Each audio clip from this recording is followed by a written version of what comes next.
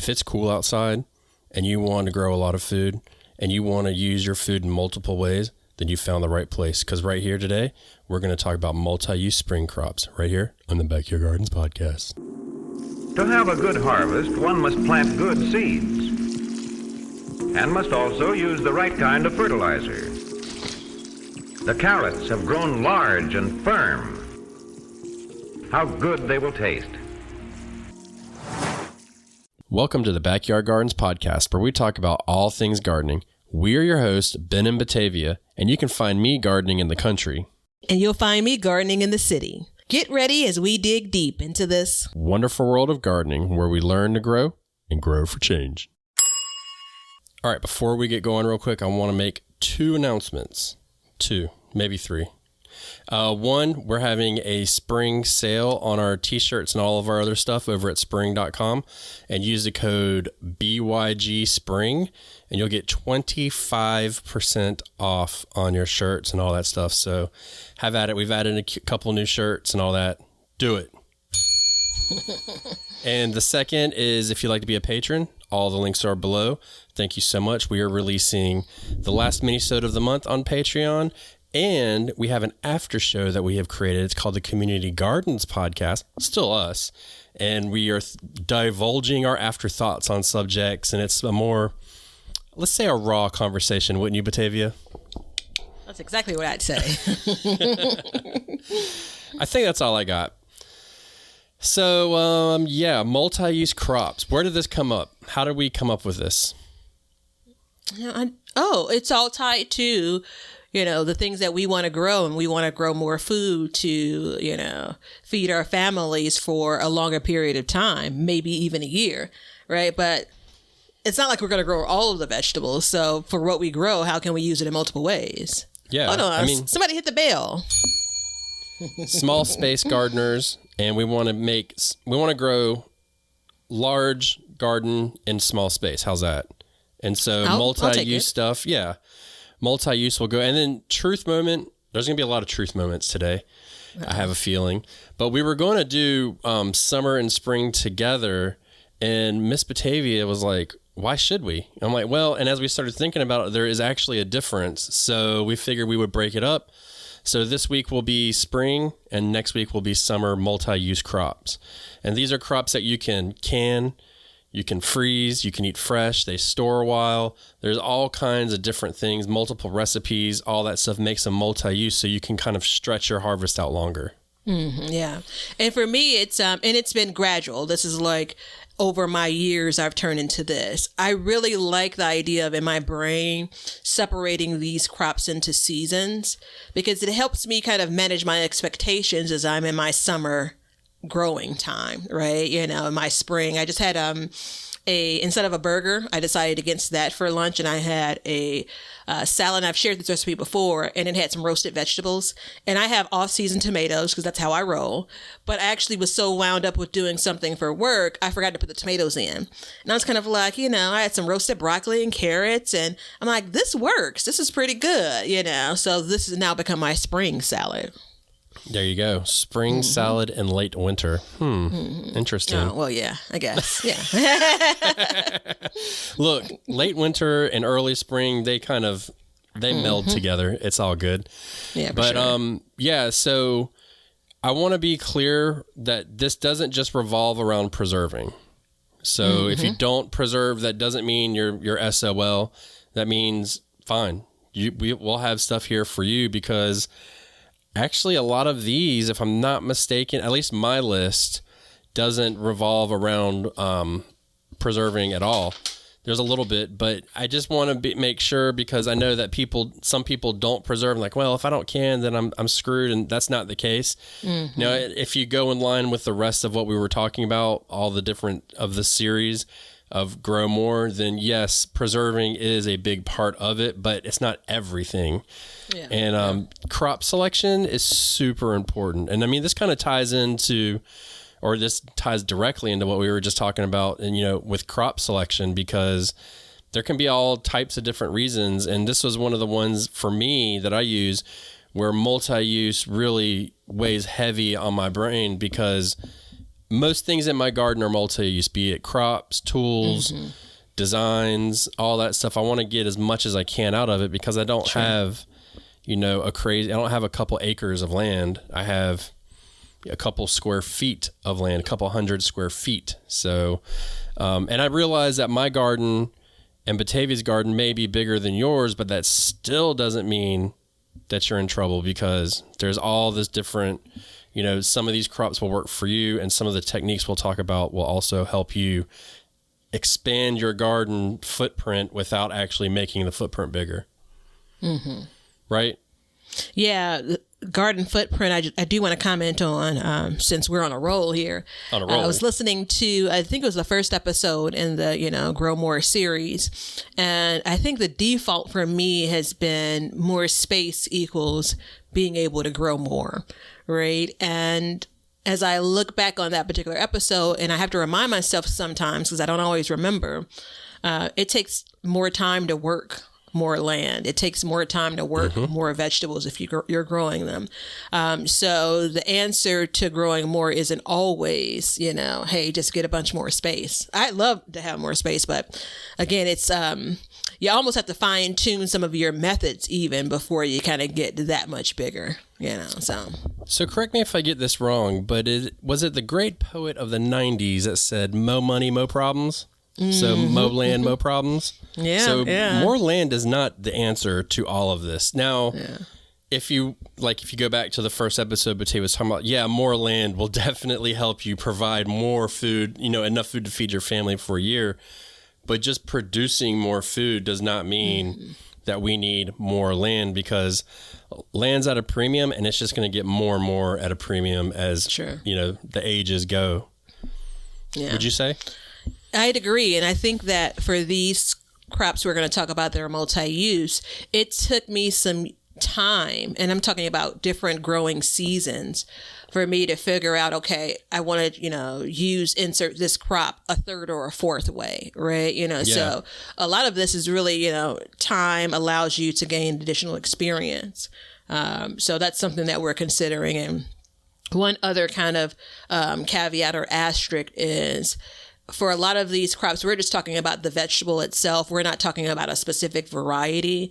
And there's some vegetables that kind of have your earlier producing variety versus kind of a typical, let's say it's 90 days or something. And some of that's going to matter, but we're going to leave it to you all to kind of figure that piece out for your particular growing area.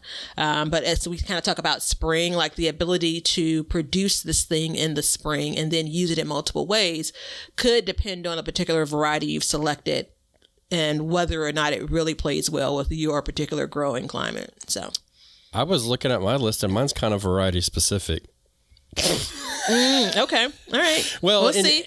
Well, let me rephrase it. It's variety specific in ways, but it's not like you have to grow this variety. But some of the ways I use it is variety specific. And just because I do it that way does not mean that you should do it that way. But you can do however you want. But yeah, I was just looking down at them, and if I really niche down into each one, I could pick out certain varieties of them that I grow if I was trying to make as much food as possible. Let's put it that way. So it sounds like 50% of the podcast is better prepared for this episode. But hey, listen, I'm a wild and crazy kind of gal, So I'm ready to go through it even still, right? Well, not 50%, 33%, because Leonard doesn't care. So he's just like, whatever. He's never prepared either. So no, ever. So look, let's do this. Let's go to the break, and then we're going to come back, and we are going to give you 6-ish suggestions on multi-use crops for your spring weather. We want everybody to have a garden, and we're going to give you a chance to win free seeds every month. Head over to backyardgardenstv.com and enter your email address to be entered in all of our giveaways. Good luck. I hope you're enjoying the show today. If you could do us a simple favor and share this show or any one of our other shows on your social media, it would help us greatly.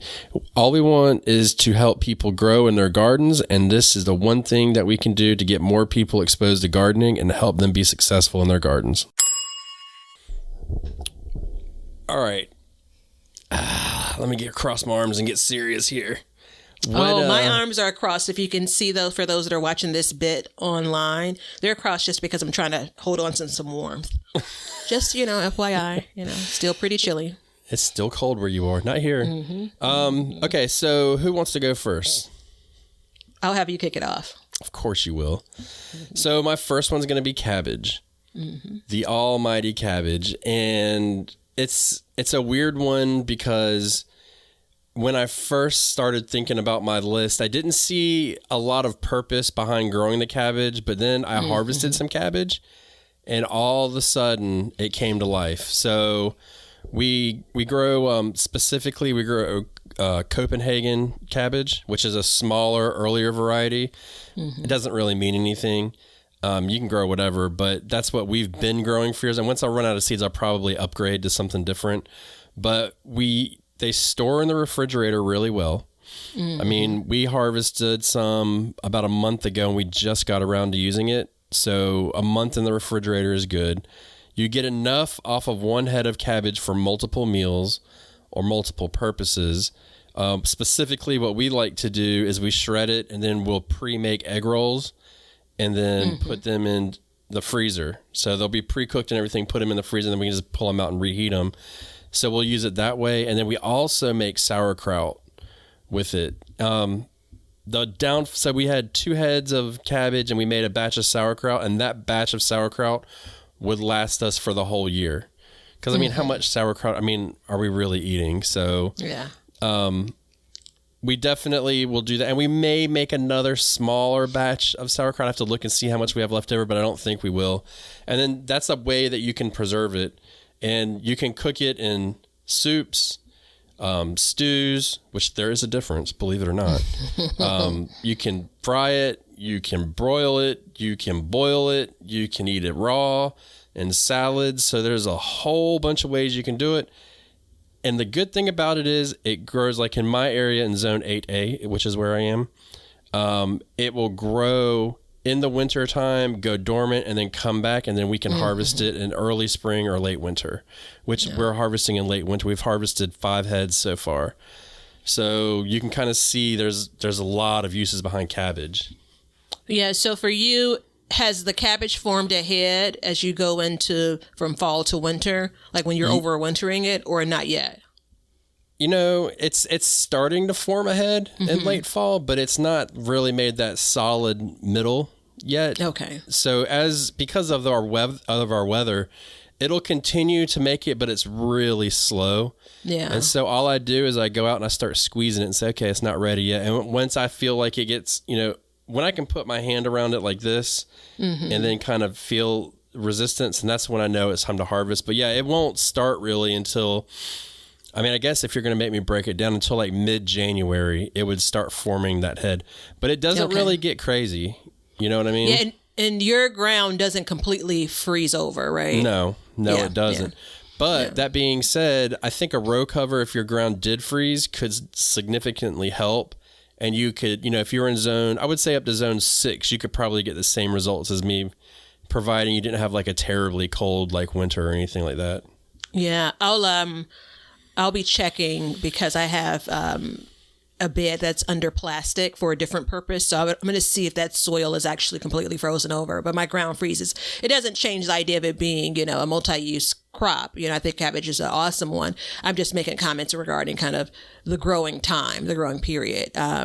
Because for me, I've actually had, cabbage is a cool weather crop. We know this now. I know this now, right? Didn't always know that. I've grown them in the summer.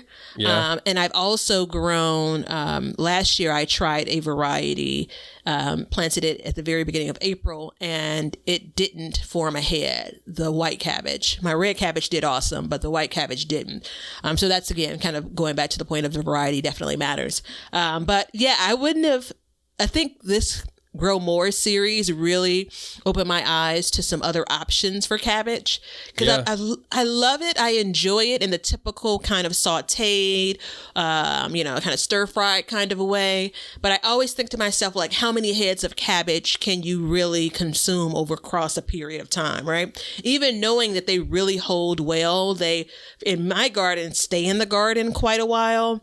And then once I bring it inside, remove the outer leaves, they stay in my refrigerator quite a while. Even knowing that, I'm kind of like, well, how many do I really want to grow? But when we started talking about this series and then kind of these previous episodes and today in particular, it's kind of like, okay, wait, it's a contender. Absolutely. It is. Well, and I want to clarify something you just said. When you said stay in my garden for a while, if you're new to the show or something, you don't know what Batavia means. She said something really amazing one time. Of course I did. Of course. Duh. Does she say anything not amazing? Yeah, I appreciate you continually bringing up the amazing moment.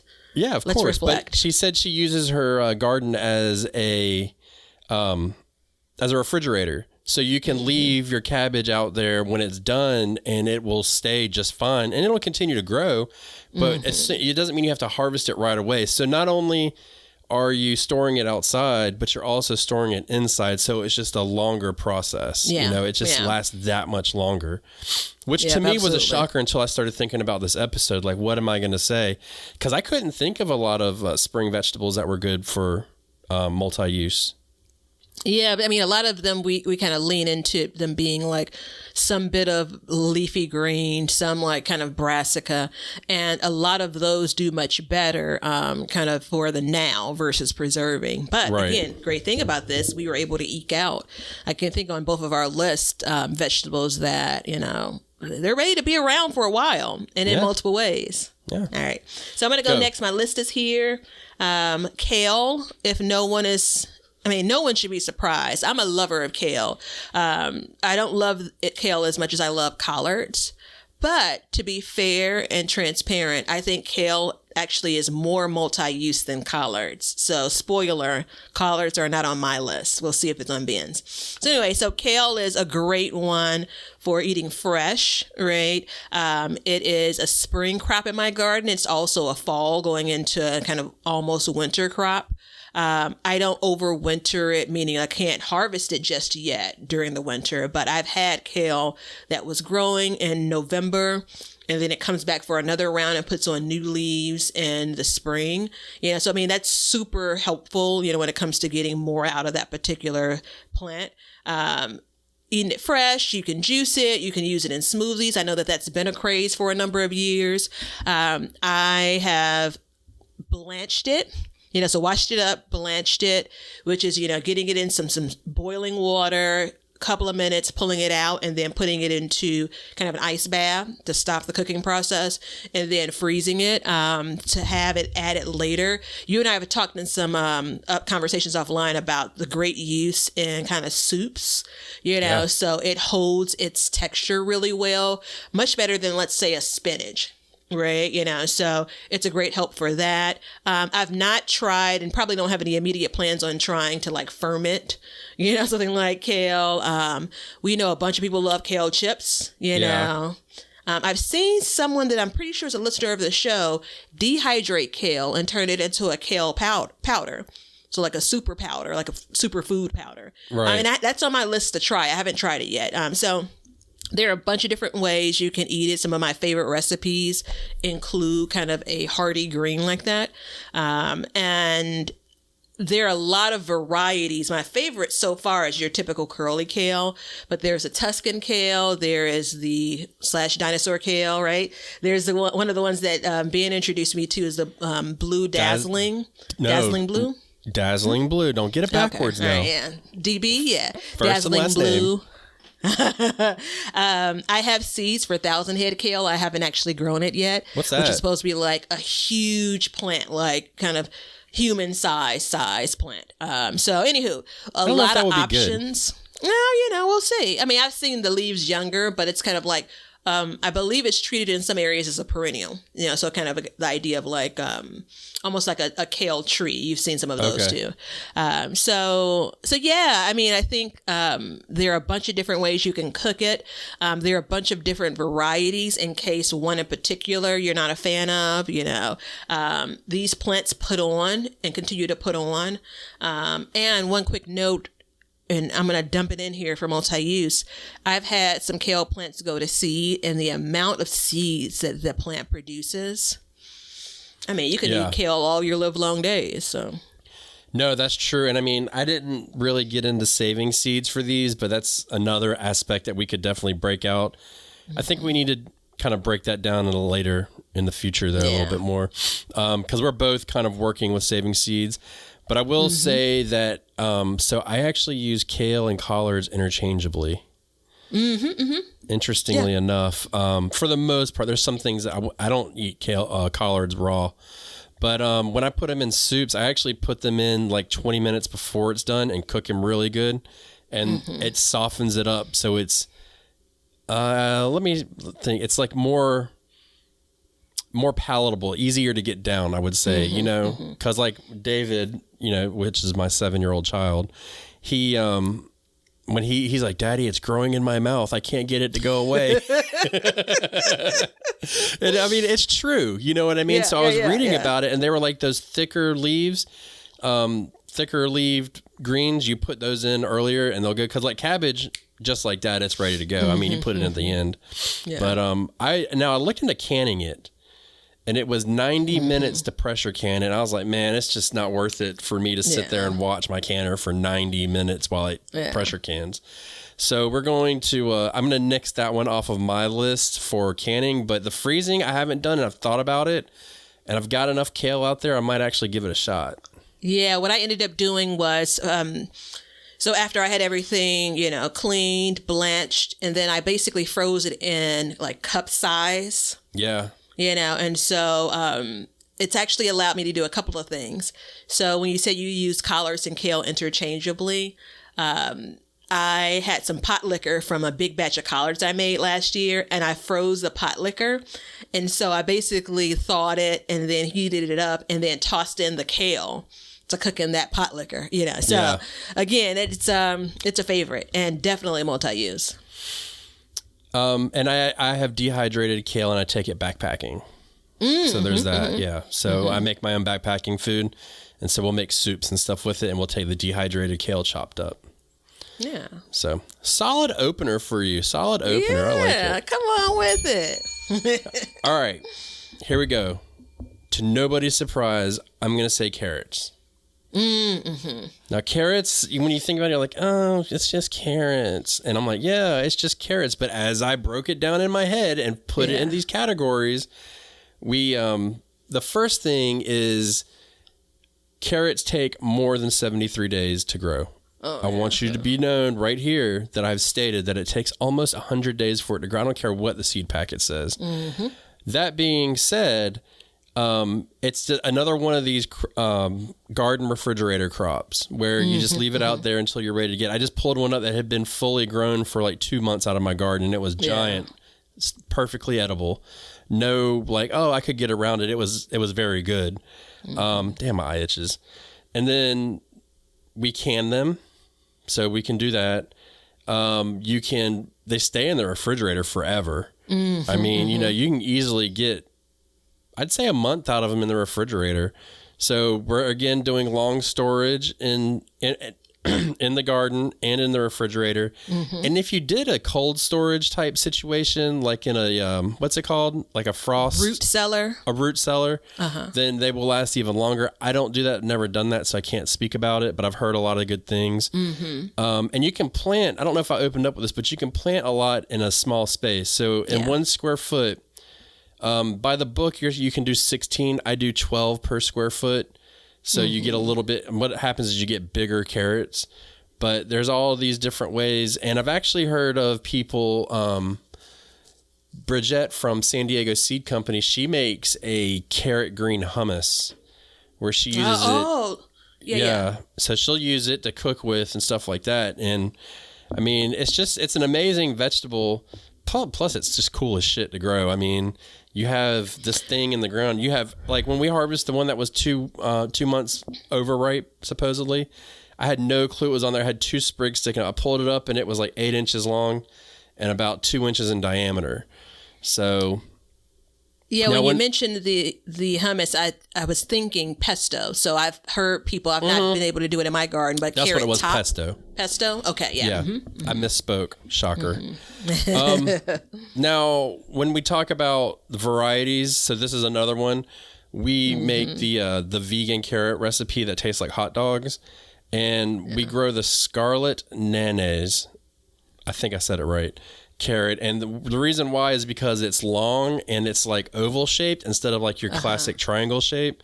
So when you put it inside of a hot dog bun, it actually feels like a hot dog that we're eating. You know what I mean? Instead of getting like all bun in one bite, and then you're like trying to choke down this huge thing. So we do that, and it's just a way to kind of introduce vegetables into our son's life, stuff like that. And the other thing is you can bake with it. So you can make carrot cakes, carrot muffins. You can puree it. You can put it in smoothies all the time. Juicing it is another amazing way. It's sweet. Yep. So all of these different ways. I mean, I don't think there's many forms of cooking or consuming food that I can't include a carrot if I really think about it. And enjoy it. That's the key. And enjoy it. I was just trying to pull up. I'm pretty sure I had that same variety last year. Last spring. Right. So it definitely, I won't get into how I got to them planting. But variety definitely, again, I think is an instance of it matters. So that's one for sure, that you've seen success with. I know I've grown it and seen success. I just don't remember if it was one of the ones I started in the spring. But yeah, it's a solid one. And I feel like it's like underestimated, undervalued, right? Like, as the young kids say, or as I used to say when I was young, I feel like people may sleep on it, as a vegetable in general. And it's one of those things where it's pretty, inexpensive in the stores, but it's not, everything can't be grown just based on it being really expensive in the stores. Yeah. And then in turn, you're going to grow it in your garden. I mean, again, grow more is what we're talking about. So all of these additional veggies matter when it comes to the grand scheme of things, so don't sleep on carrots. No. And I mean, I think I didn't grow them for a long time simply because they're not like the sexiest vegetable to grow. I mean, it doesn't look like anything until you pull it up and you're like, wow. Yeah. So, I mean, there's just, it's amazing. And this was one that was an eye opener for me as we were doing this too, because I struggled with it. And then I looked at my pantry. I'm like, wait, I have canned carrots. I have that pureed habanero stuff that I gave the recipe for. Habanero carrot spread. Which, by the way, I didn't do a good job. I put too much lime in it. It tastes like heartburn. So we're going to just scrap that one and redo it next year. It's a learning process. But that's just different ways that you can use it. So it's really versatile. I mean, it was just, I can't express enough how much I was shocked when I did that. Mm-hmm. And this is one that I think it's one of the few that we're going to come across that could be used also for baking, right? Yeah. For the spring series, which a lot of these will also, someone's garden is going to be able to grow these and be able to use these in multiple ways in the fall as well. Like, it doesn't exactly translate to everybody's single garden, like it depends on what your weather is like, but I'm going to give a whirl for many of these in the fall as well. So, these cool weather veggies, if you will. So, and I can grow carrots almost year round. I have to I can't sow them in the middle of summer, but I can pick back up and then they will grow throughout the winter as long as I can get them started, because they are tricky to start. But once I get them started, I'm good to go. Okay. So there's that. So carrots, put it on your list. Batavia, go. Done. It actually was on my list. I had to add I had 5 items because I knew we were going to bump heads on a couple. So carrots were on my list as well. So onions is my next one. So the fourth one for our collective list is onions.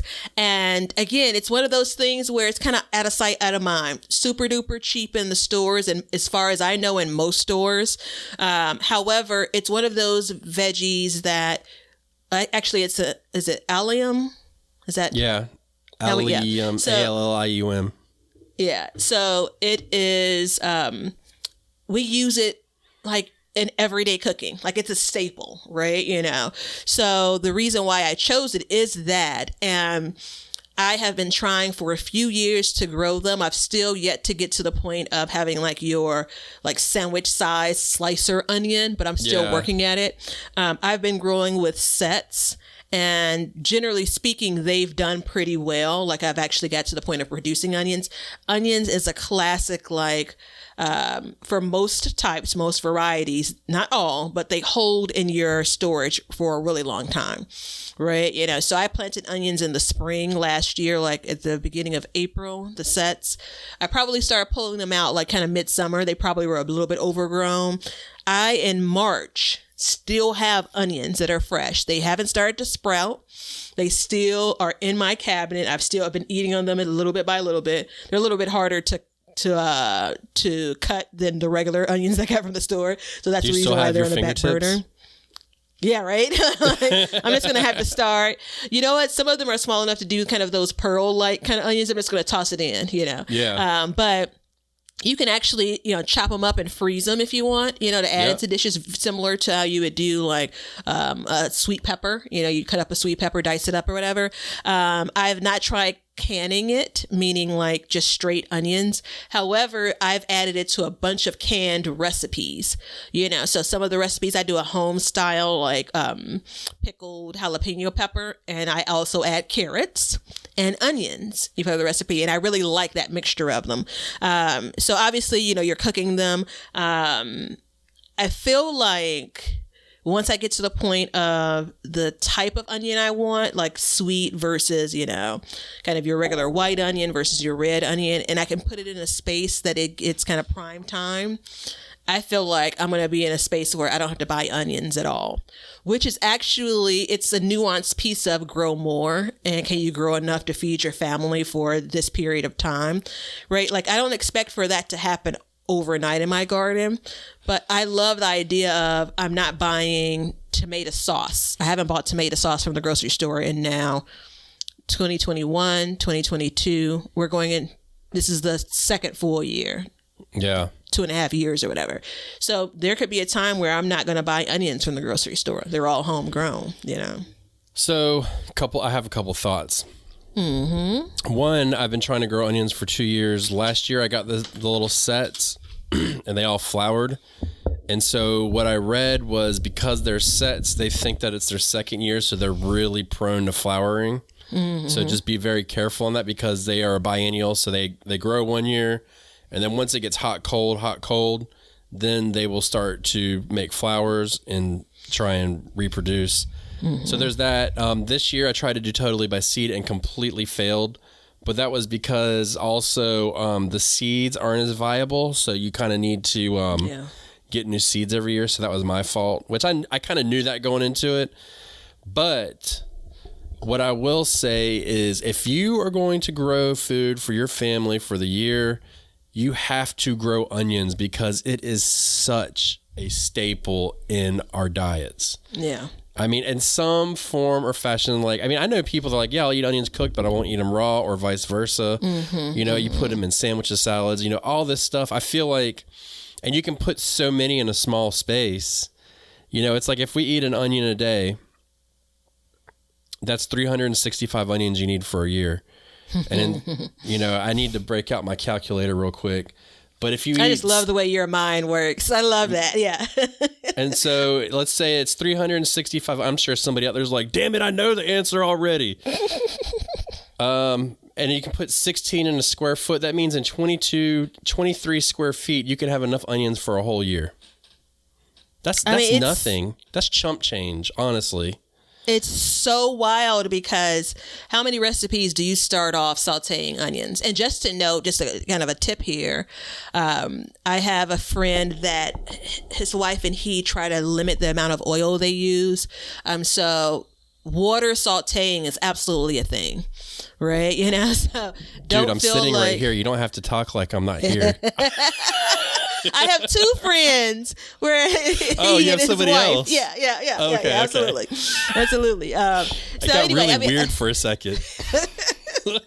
Wait, that real weird moment of maybe it's really the same person. Maybe I've duplicated them in my mind. No, really. So, I mean, I think we could go on and on, but I think there's a part of trying to convince like all of you that are listening, because I truly feel like in our gardens, we kind of just look past onions, you know, and then you sprinkle in, there is a little bit of difficulty depending on how you're trying to grow them.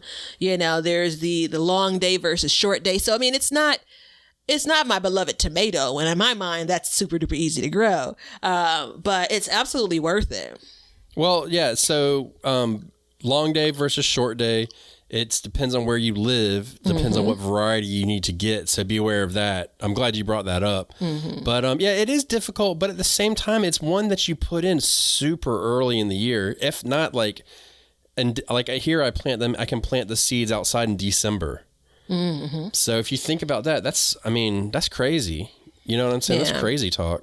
And up until the point where you pull it out, it's absolutely a set it and forget it crop, you know. So after you pull them, you do, unless you're going to eat them then, you do want to cure them, you know. But between you planting them and then that point of harvesting, like it is not finicky in any way. So a low maintenance crop is probably the proper term. Man, that shit's shining pretty high right now. Yeah, I mean, honestly, like onions, they're looking pretty damn good right now. I'm gonna transition. I didn't grow them because of the cost for years. That's why I didn't, because I can get a whole bag of onions for $4. Yeah. But then I started thinking about it, or you know, maybe it's not even $4. It's like $1.50. But then you're like, okay, but that's like 50 cents an onion. You know what I mean? Or 25 cents an onion. It's crazy. And it's said that there are some benefits, and I don't want to go too far down this road and take us too far off track, but there's some benefits when it comes to, you know, kind of pests when it comes to onions. So I lean, and I can't say for certain if I sign on to it, but let's pretend for a moment that is absolutely the case. It's a beneficial plant, if you will, for your garden. So, yeah, I like it. I'll take it. I'm going to keep trying. This is my second year trying. I'll do it again. I'm rooting for you.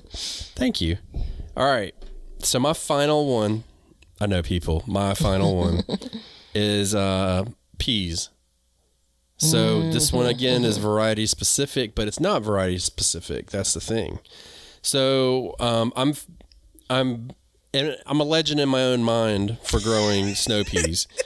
So I've been growing snow peas for years and years and years. Love them.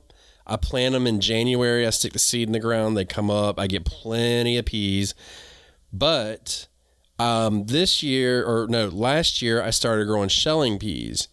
And I didn't do so great with them, but what I did with them shocked me, because shelling peas,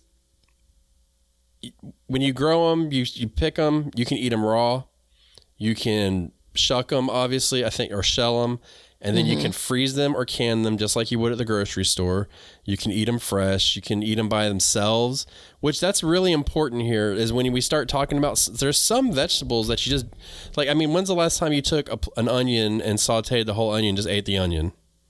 You know what I mean? It's a really good point, yeah. There's some things that we just don't eat by themselves, but this one you can. And if you've never grown a shelling pea and eaten one, like shelled it in the garden, ate it, let me tell you, it puts a whole new meaning to sweet pea. So I grow multiple varieties now. Right now I'm growing telephone pole peas, which, I mean, it doesn't really mean anything. They just get big. But the plants themselves. But we use them for a lot of things. We use them in soups and stews and casseroles, and I put them in salads. You can get a couple of them and open them up and put them in salads. They're really good. They're higher in protein. So there's that. They're also high in carbs, so there's a lot of energy inside of the pea. What we do is, like, I'll sit down, I'll harvest them, and then I'll shell them. And I usually get my son, and we'll sit around and we'll just talk while we shell. A lot of times we'll just like have a conversation, which adds another benefit, because then that's like one-on-one time that we get. We'll sit there, and a lot of times the conversation is like, "This sucks. This is, you know," but still, the multi-use here is family bonding. You know, I'm here for it. It's a bonding moment, you know. And I'll take a sandwich bag, and we'll just put them all in the sandwich bag, and we'll have a running baggie full of them in the freezer, and so we'll do it that way. But and then snow peas, you eat the juvenile pea in the shell. in the pod, excuse me. And I mean, if you go to the grocery store, it's like $4 for a quarter pound of them. And I'm getting a half a pound a day in the peak, because I usually grow 2 rows of them. So I'll grow 2 8-foot rows, or an 8-foot and a 4-foot row. So I get plenty of peas. They grow vertically. So you're not taking up hardly any space in your garden. The cost is building a trellis, which if you're growing stuff in the summertime, a lot of times you're already growing trellising plants. So this is just one more thing that you can add to it. You can utilize it in other times of the year. It's an amazing crop. I mean, to me, it's really important for us, because the key with all of these that I have given is either they hold over during the winter where I am, or you plant them super early in the winter, so you're getting food a lot sooner. Yeah, so I encourage you to go to Instagram and check a post of mine from June of 2021. There are 2 posts that refer to what I always call as sweet peas, but they're shelling peas, right? And I have historically eaten sweet peas. Green peas is also the way we refer to them kind of growing up. And they've never been really great. It's kind of like you need a vegetable, so that's what you're going to eat, Yeah. And I grew them last year. And one of the sweetest and most enjoyable things that came out of my garden.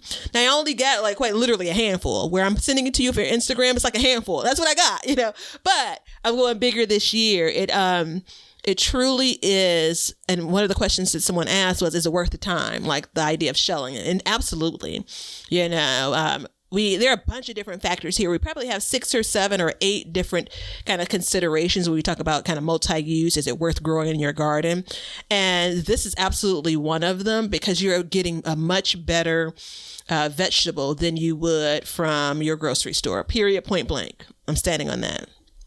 I'm digging in Instagram and I can't find it. Oh, well, Did you send it to me? No, I didn't, but clearly you're not looking close enough. I guess I'll send it to you.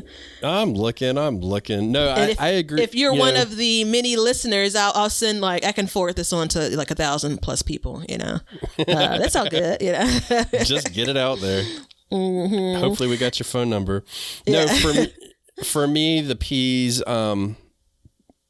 they're relatively pest free. The only issue I've had with them is aphids.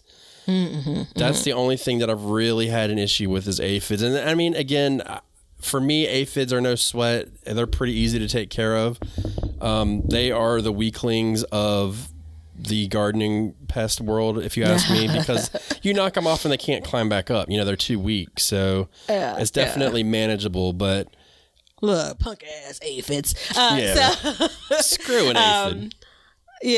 Although it almost took me out last year, my indoor aphids. We'll talk about that on another episode.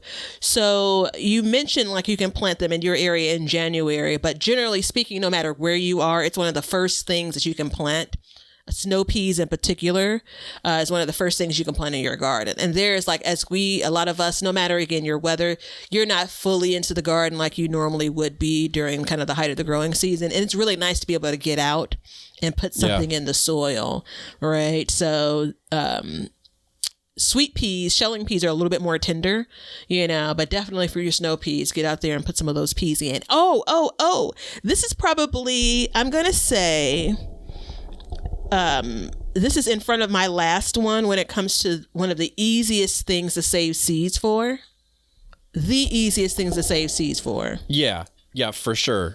And so it's funny you say that, because I was just thinking, I did a video recently, I think it was like Early Spring Gardening Guide or something, and it talked about these 3 vegetables. And that was one of the things I talked about with peas was, if you let them sit too long, they'll go. And I had this big Ziploc bag full of peas. I'm like, this is just from me being lazy and not picking. I have all these seeds to save. Yeah. So you really only need to buy 1 pack of seeds, and then you're good for ever, and ever.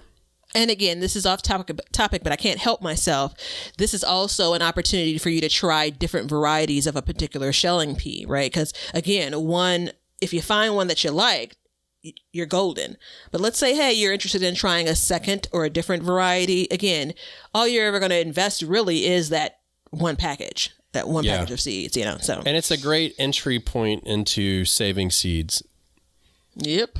But I'm not going to go too Well deep said. into saving seeds because we're going to go into Batavia's final vegetable. So number 6 for us, it's potatoes. I Come knew it. on. Come I was on. waiting for it. Yeah, I mean, you have to know. If Yeah. you're new here, you don't, but now you do. If you've been here a while, you know my love. Love, I don't want to say hate. I can't say hate. The challenges sometimes I face when it comes to potatoes. But neither here nor there. It absolutely is like the king and queen of multi-use, right? You know, so, I mean, do we need to go down the idea of you're not eating it raw? But there is potato salad. There is, roasted potatoes. There are French fries. There's, did I say mashed potatoes? There, any type of, kind of whole meal, shepherd pie. Like it goes on and on. Clearly, browns. Hash browns, which is one of my favorites, right? Dude. And hash browns in a bunch of different forms, right? Shredded versus like you can make your own patties if you want. But listen now, it's one of my favorite foods, period. So It's a main ingredient in fish cakes too. I don't know if I've ever had fish cakes. Oh, girl, when you come down here, I'm going to hook you up. I feel like I don't want to, but because the I idea that there are feel like you potatoes in need it, to. the only style of potatoes that I've had that I don't like is scallop potatoes. I can't. I know it doesn't make sense. Yeah. Potatoes, cheese, but that's not my thing. I've not had them, but you swear by canned potatoes, like canned white potatoes. Yeah, so so if you live in the South, look, all my Southern people, you know what's up. You go somewhere and everybody's having a barbecue, like a big barbecue, you always are going to get the, obviously the barbecue or whatever, green beans and canned new potatoes every single time. That's like a staple. And it's really good. And I actually really thoroughly enjoy, my favorite way to eat potatoes are boiled potatoes. So easy, you know what I mean? Just Yeah. drop them in and cook them away. Yeah, and they're potato chips. Come on. I never made a mean, homemade potato chip. I haven't either, but I feel like I got to now. That's messing with the dark arts. Hashtag it, the dark arts. So this is also, because Ben keeps on trying to pull me back from going here, but we're at the end now. This is a great garden veggie in that there is storage, right? They're not gonna last you a full year. Like I've not heard of anyone that's been able to store potatoes and use them a year later, like just kind of in a cool place. However, this is one of those that last year's harvest could be this year's seed potatoes. And I think that's super cool. Yeah, and I mean, they still store a long time. Yeah, for sure. Look, you don't have to. I think there's a misconception out there in the world. You don't have to have something in order to be great for this Grow More series or feeding your family for a year that lasts a whole year. This is why we do seasonal eating. When the potatoes come in, we'll eat the shit out of potatoes. And as they go away, we're good. You get your fill. So, the benefit of them, though, is that they will last longer than some things. So you can still continue to eat them. So, I mean, and you can also preserve them in multiple ways, like, again, canning potatoes, I'm personally, so this is my first real go at growing white potatoes this year. I am for sure going to can some potatoes. I don't care if I have to watch it for 90 minutes. I don't know what the times are on it, but I'm going to do it. It's happening. Yeah, good on you. But no, potatoes, solid choice. And you get there's a lot of different varieties of potatoes too. So that's the thing. I mean, you can have within one garden bed, you can have red potatoes, white potatoes, and yellow potatoes, golden potatoes. And they're all for boiling, baking, and frying. Yeah. So there's a lot of variety in there too. And then you can pack them in a small place. And Correct. then just, potatoes are, short, mid, long. So the harvest time, depending on the potato, you can get kind of your earlier potatoes based on it being a short season potato versus a longer season potato. So it gives you a chance to kind of stretch out that season, if you will. So yeah, man, it's winning. Winning. All right, everybody, check it out. You've heard 6 multi-use crops from us. Now I have to do something, but I'm going to give you the recipe of the day. And then we're going to come back with some honorable mentions. This episode is proudly sponsored by The Garden We Share from North South Books. It's an inspiring new picture book written by Zoe Tucker and illustrated by Juliana Swaney, the #1 New York Times best-selling illustrator of We Are the Gardeners by Joanna Gaines. This beautiful book celebrates the friendship between a young girl and an elderly woman as they plant seeds in a community garden alongside friends and neighbors, waiting for the seeds to flower. A great gift for all ages, on sale spring 2022 at a bookstore near you or online.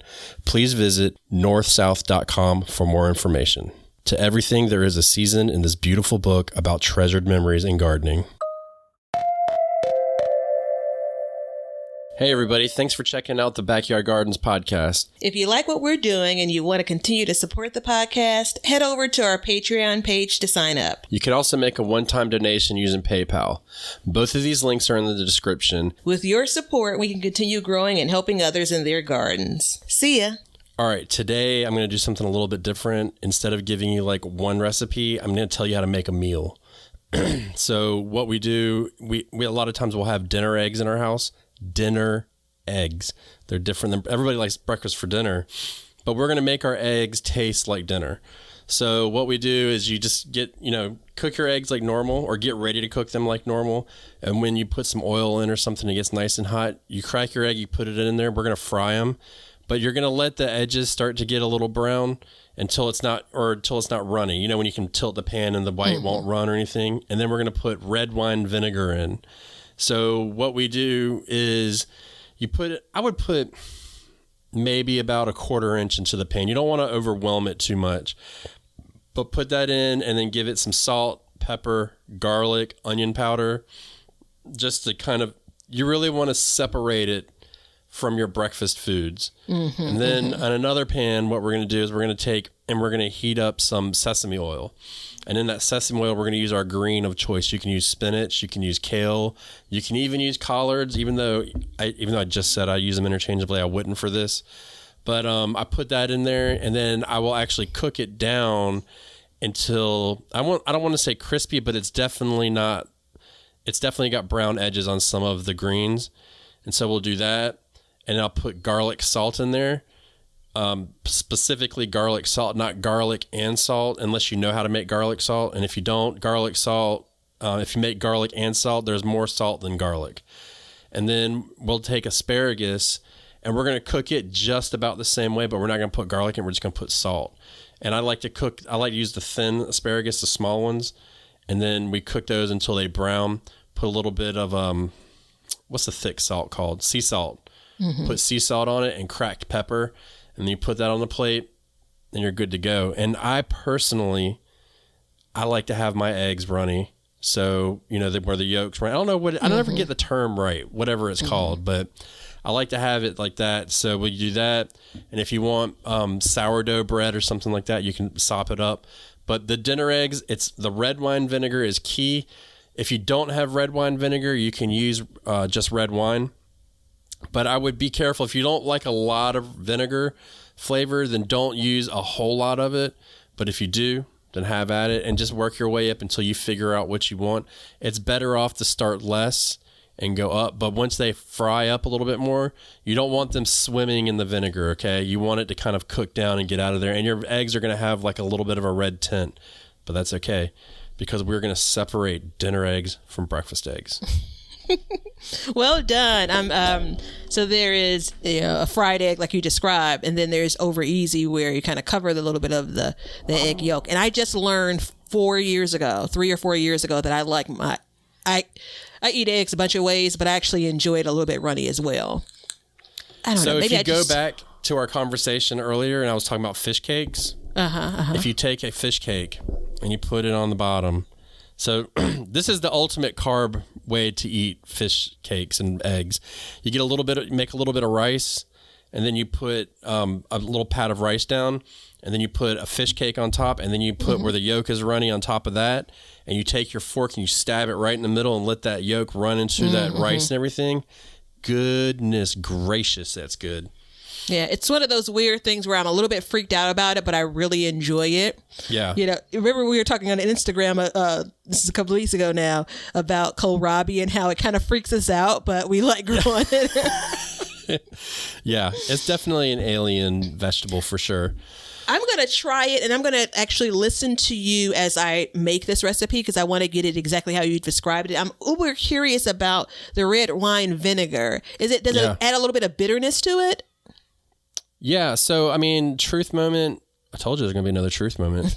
When I came up with this recipe, I was like in my 20s or something. I was at a friend's house, and I mean, we had been drinking like 40s and stuff like that. And I was like, let's make eggs. And we started putting stuff in. And when we put the red wine vinegar in, we were like, holy crap, this is really good. Like, we couldn't believe it. So we just kind of been doing it ever since. And I think it's a little bit of the vinegar and a little bit of the wine. It just separates it. But then it gets that little bite from it. So that's good. Yeah. And then would you recommend, or would you be okay with subbing in chard as the leafy green? Oh, yeah. I forgot to say chard. I would use chard all day long. I got so much chard, it's ridiculous right now. Yes, we're looking pretty good, man. The friend that I am is proud and happy for you and not jealous. Because you lie like a cheap rug, but that's okay. No, man, I appreciate it. When you said the thick salt, I thought rock salt, which is used outdoors, right? Like, that's where my head still is. Yeah. I can't break free of, the prison of winter that I'm in, but I can separate the two, right? So, call me in about 3 days when winter is back, though. Yeah, there's that's the trick. So, look, we got to do a couple honorable mentions, okay? Do you want to give, I'm going to give one and then you give one. So mine is, I'm going to go first just because I came up with the idea last minute. Okay.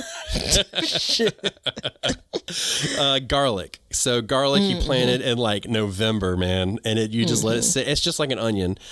But it's another staple and it will last all year. And it takes up, 16 per square foot. And I actually do go by that number for this 16 per square foot. So I think it's definitely a go on that. If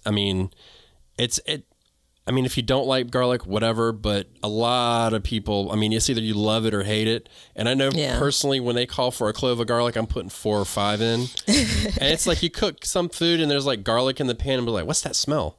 It smells delicious. I'm like, it's just garlic. That's all I've cooked at this point is garlic. Yeah. So and this isn't what you're describing exactly, but it comes from it. So I have a kind of a house seasoning mix, which is salt, garlic powder, and pepper. And every time I use it a lot on my potatoes. And every time I use it and I take a bite, I always pause and say, what is that? It's so good. And it's always the garlic. It's always second the later, garlic. I'm like, it's the garlic. Yeah. And it protects you from vampires. So let's not trip. Let's recognize that this is a real thing. So I'm good. Yeah, there's a part of my I talked about the dark side of Batavia, and it's like kind of, your post-apocalypse, but I'm always preparing for zombies and never vampires. So I feel like maybe I'm not as prepared as I really think I am. Yep. And just a heads up to everybody that's listening, I am growing my garlic 100% from grocery store bought garlic this year. Nothing else. So we're going to see how that works. I'm rooting for you. I did a split of it. I have some that's from the grocery store and some that's from like an online purchase. So real quick, my honorable mention, and you'll hear me talk a lot about it, and it's just I'm trying to speak it into existence. Forget how much space it takes. Just remember this. Broccoli can be used in any number of ways, including a late winter, early spring salad like I had today. So, yeah. Fresh, absolutely. You can add it to any number of things. Who doesn't want a potato with some broccoli and some cheese? You can, again, go down the road of freezing it, absolutely. It actually keeps really well. Those little like spinners, salad spinners that keep, you wring your water out of your salad leaves. So I use those to store some vegetables, and there's some other actual container that's for this purpose. But if you put them in there, it's store-bought, don't get me wrong, but I've had some broccoli in my refrigerator for weeks upon weeks. Right. So it definitely stores well. I have not tried to can it, nor have I seen any recipes with canning, Ooh, and I've not no. heard anything about fermenting. However, you can put it in a bunch of dishes. If you give me a creamy pasta, you better believe I'm going to add some broccoli to it. Just, that's just the way I have to roll. Dude, steam broccoli, steam it in soy sauce. Best thing ever. That's it. 2 ingredients. It'll That's change a your previous life. recipe of the day. Yeah. It is a previous recipe of the day.